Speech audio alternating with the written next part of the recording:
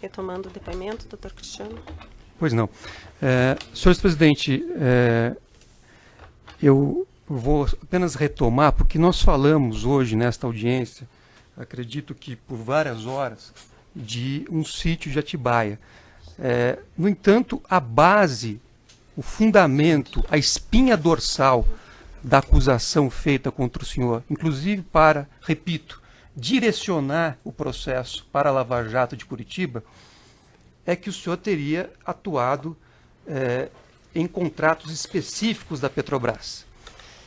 Por isso, eu vou perguntar objetivamente, o senhor teve alguma intervenção no contrato da Odebrecht com a Petrobras relativa ao consórcio Reneste-Coneste? Eu vou repetir. Nem da Odebrecht e nem do Vaticano, porque o presidente da República, sabe, não se mete nessas coisas da Petrobras. Certo. Tampouco em relação a qualquer contrato entre a OAS e a Petrobras. Qualquer contrato, mas qualquer contrato, não é entre a OAS. Eu estou dando mais importância entre o Vaticano e a Petrobras. Pois não. O presidente da República não se mete. Não é coisa de presidente da República. É coisa de uma empresa que não é uma empresa estatal, é uma empresa pública de economia mista, que tem ações na Bolsa de Nova York, agora mesmo, sabe, com a contribuição da Lava Jato, o Brasil teve que pagar bilhões de dólares para os acionistas, sabe, minoritários americanos. Isso acontece com o Brasil e com outro país pequeno. Os americanos nunca pagam o que deve para os outros.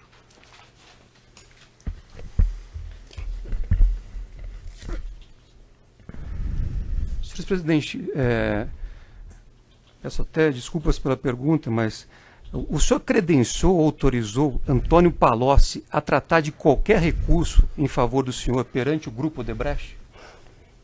Olha, nem o Palocci e ninguém tem procuração minha para cuidar de qualquer coisa que pudesse ser do meu interesse. Certo. Então o senhor nunca autorizou. Eu acho que quando as pessoas falarem aqui, porque eu me sinto um pouco ofendido. Eu, sinceramente, não sei mais o que fazer, a não ser esperar por Deus ou esperar que um dia esse país tenha justiça, porque eu sou vítima do maior processo de mentira que esse país já conheceu. Não acredito que tenha na história da humanidade um ser humano que é vítima de perseguição mentirosa desde 2005, sabe? E coisas que não são. Quando começou o processo do Triplex, eu lembro de um advogado muito importante do Rio de Janeiro, um dos famosos, que dizia assim para mim, o presidente Lula, você não tenha preocupação, porque não há como esse processo ir para frente. O apartamento não é seu, você não tem, sabe? Pois não só eu fui condenado, como inventaram um offshore, sabe, do Panamá, ligado ao Odebrecht para poder trazer para cá. Aí quando trouxeram para cá, descobriram que o offshore tinha comprado o apartamento da Globo e o helicóptero da Globo. Aí simplesmente desapareceu a moça, desapareceu o offshore e ficou o Lulinha aqui. É isso, então eu estou cansado.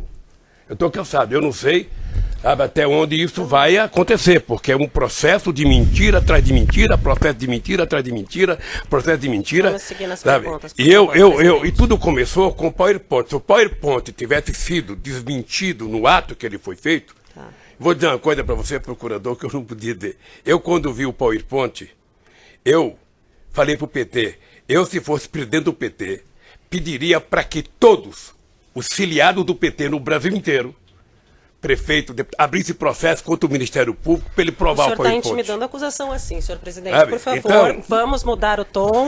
O senhor está intimidando, o senhor está instigando e o senhor está intimidando a acusação. Eu não vou permitir. Doutor, próxima pergunta, por favor. Eu não estou intimidando. Próxima pergunta. Eu não estou intimidando. Eu só estou apenas contando um fato verídico. O senhor está estimulando os filiados ao partido a tumultuarem o processo e os trabalhos. Se isso aconteceu, o senhor será o responsável. Isso era 3 anos atrás. Se isso aconteceu, o senhor lamentavelmente não fizeram. Excelência, isso não é, na verdade... Ele está instigando os filiados ao partido a tumultuarem e intimidarem o Ministério Público, doutor. Ele falou, eu não vou permitir isso. Veja, a referência feita foi a processo judicial. Eu não acredito que a justiça seja meio para instigar o Ministério Público. Mas tumultuar a justiça, sim.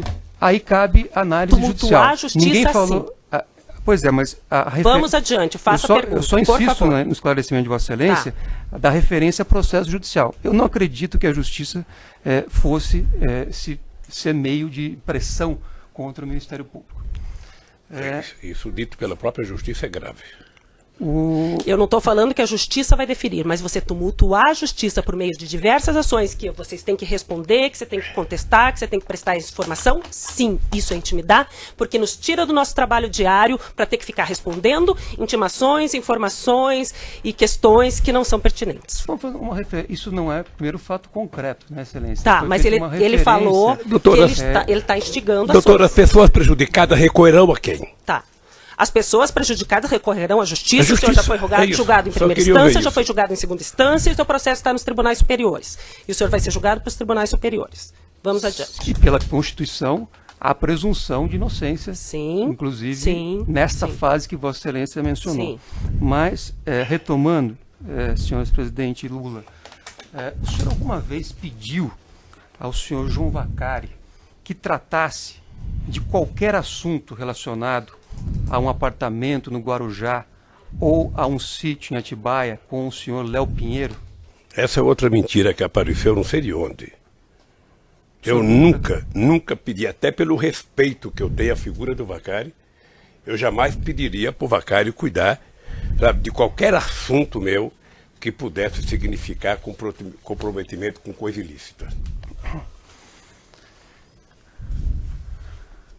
Nós, da Defesa Técnica, apresentamos, neste processo, um parecer técnico feito pelo perito Cláudio Wagner, que está apenas para os colegas, Vossa Excelência, Ministério Público, saber no evento 1169.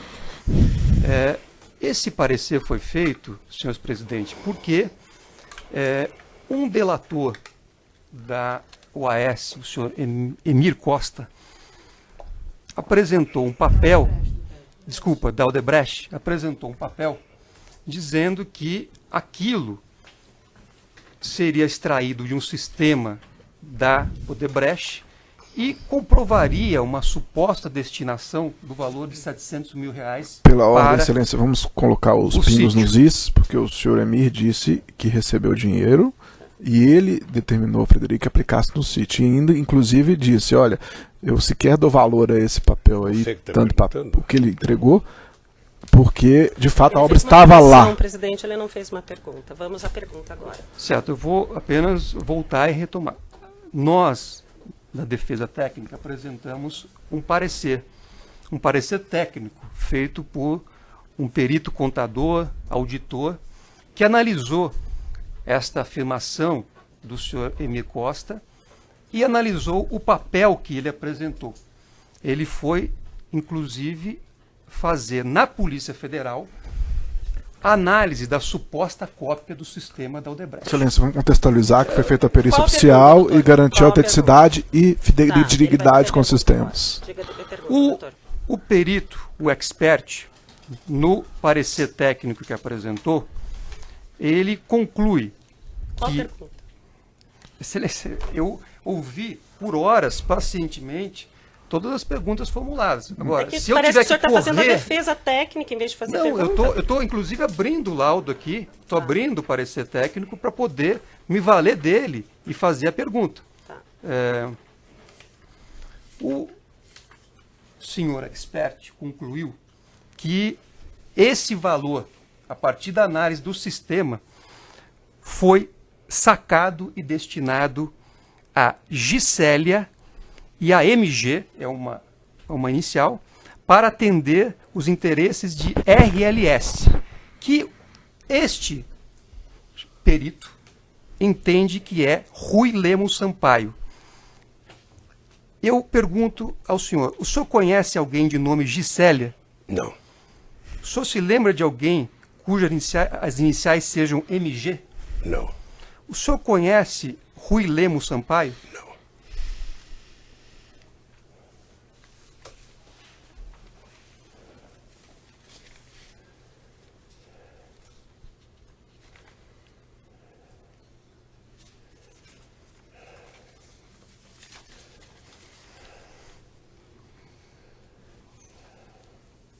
Presidente, muitas perguntas foram feitas em relação a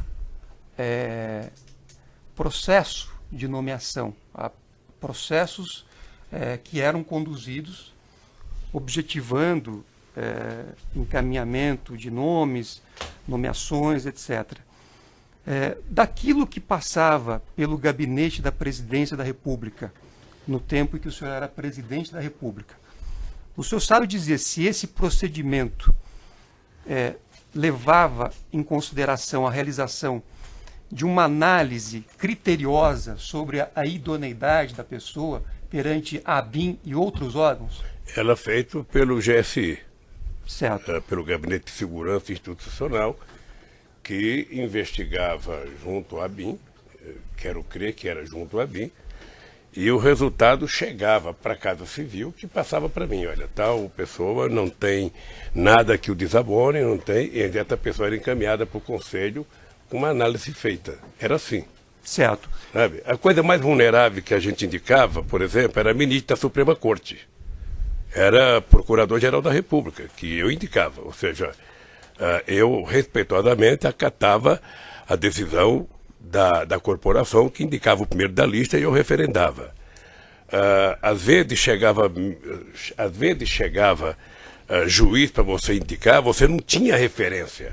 Vinha uma lista tripla de 3 nomes, 50 deputados apoiando um, 40 deputados apoiando o outro, 80 deputados apoiando o outro. Às vezes eu tinha que mandar consultar ordem dos advogados para saber se a pessoa tinha alguma coisa para poder indicar.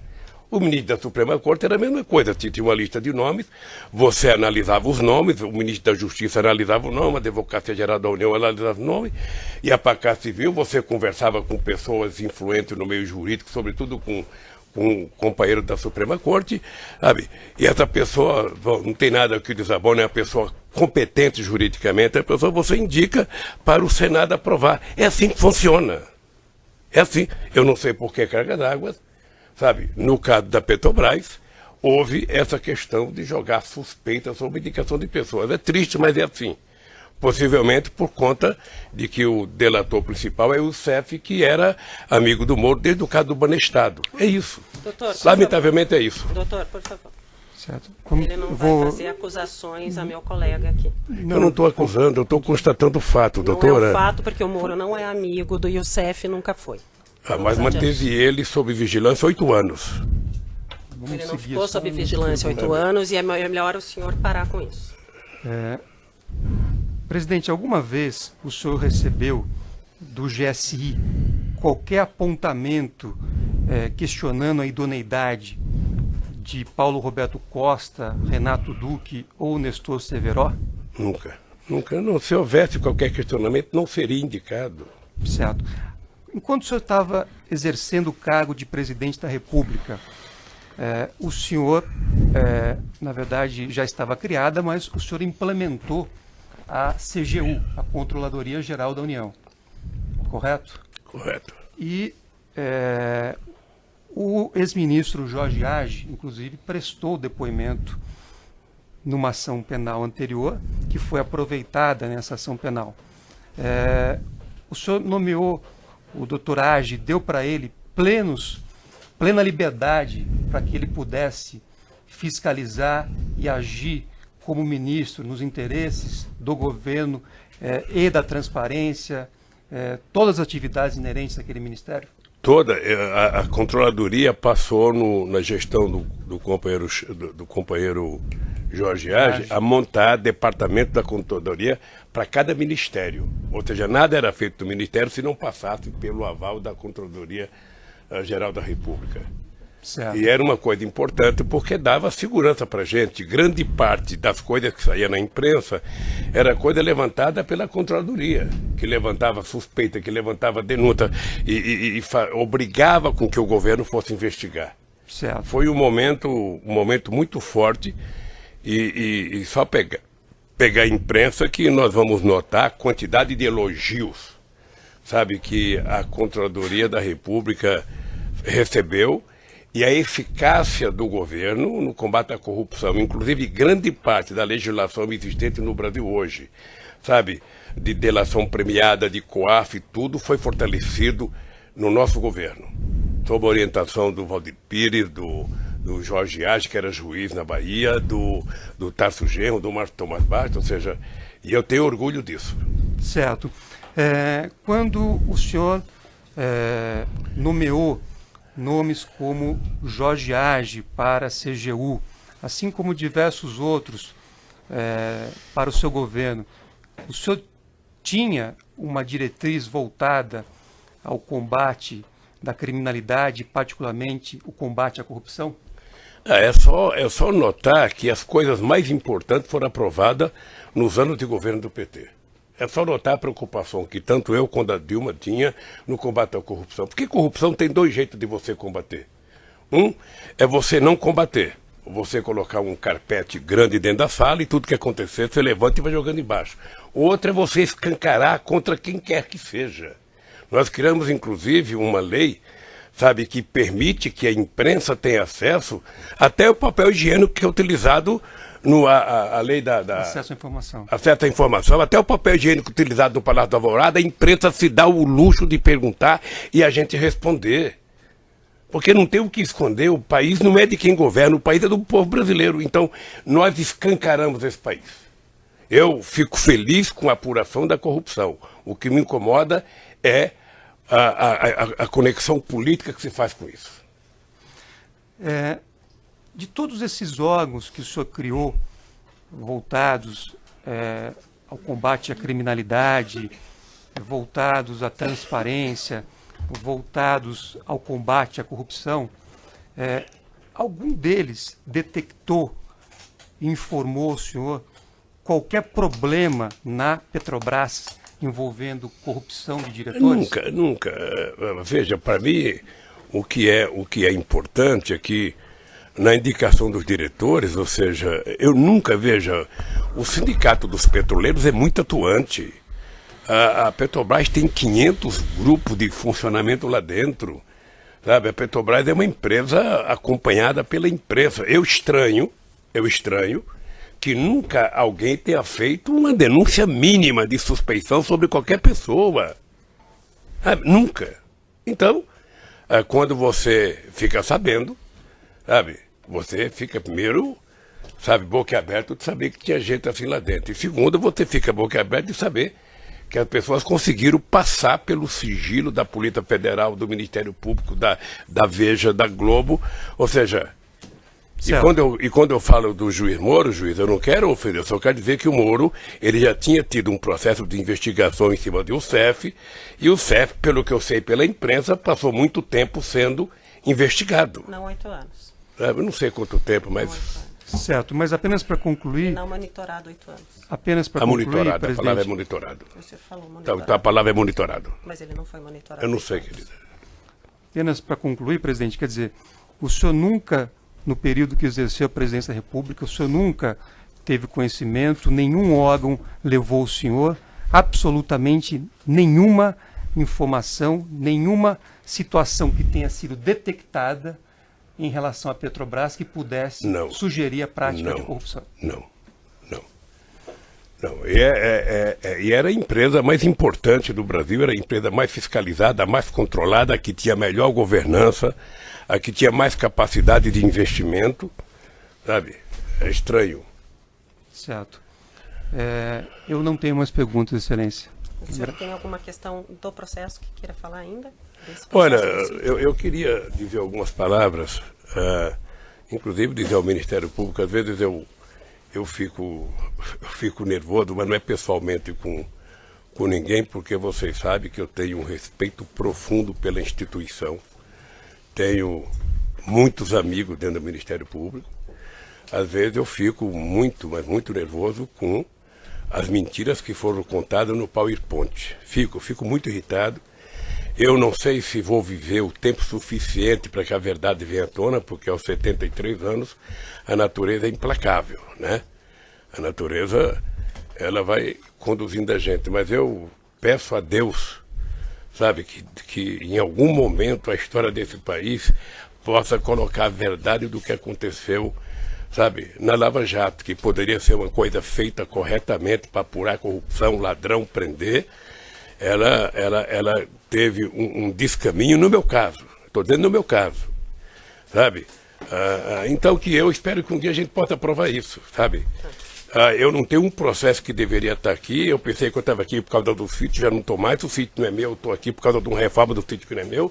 Eu não podia estar aqui por causa do apartamento no Guarujá, mas eu inventaram um offshore no Panamá e me colocaram aqui, tiraram a Petrobras, eu fiquei. E aí por diante, ou seja, havia uma obsessão. Eu me considero, sabe, como procurador, um troféu.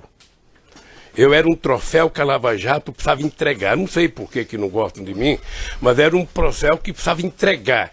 Ou seja, eu via pela imprensa, vários jornalistas, se não entregar o Lula não vale, se não prender o Lula não vale, se o Lula não for preso não vale, eles vão ter que aprender o Lula. A ponto que eu disse ao juiz Moura aqui, quando eu vim, falei, juiz, eu lamento dizer que pelo que aconteceu até agora, por tudo que já foi feito, o senhor não terá, sabe, outra alternativa se não me condenar. Sabe, porque eu tinha certeza dele, não tinha como, sabe, sobretudo com a Globo, com uma espada na cabeça de todo mundo, amedrontando a sociedade brasileira. Então isso me deixa constrangido, e eu quero dizer que o meu esforço agora é tentar desmentir as mentiras contadas a meu respeito. Não é nem provar a minha inocência porque eu sou inocente, porque depois, doutora, de eu ser investigado, de quebrar meu sigilo telefônico, meu sigilo bancário, de invadir a minha casa, de levantar o colchão, de abrir o meu fogão, de abrir minha televisão, de visitar a casa do meu filho, não apresentaram um centavo de real na minha vida, nem na minha conta, e depois de inventar, não, mas o dinheiro era na conta do fulano, não é conta de fulano, fulano tinha uma conta... Especificamente sobre o objeto dessa denúncia, realmente, o senhor tem alguma coisa? É sobre isso, excelência, as considerações estão sendo eu me sinto vítima, eu me sinto vítima do processo do Triplec, me sinto vítima do processo do sítio, me sinto vítima, sabe, do terreno do Instituto. É outro absurdo, eu nunca fui lá, eu fui uma vez para dizer, nós não queremos comprar. E já sei que está aí, eu estou indiciado, sabe? Então, realmente, olha, o meu esforço agora é não perder a tranquilidade e pedir a Deus que nesse país se faça justiça. Porque até agora, sabe? Então, encerrado, agradeço a todos a paciência.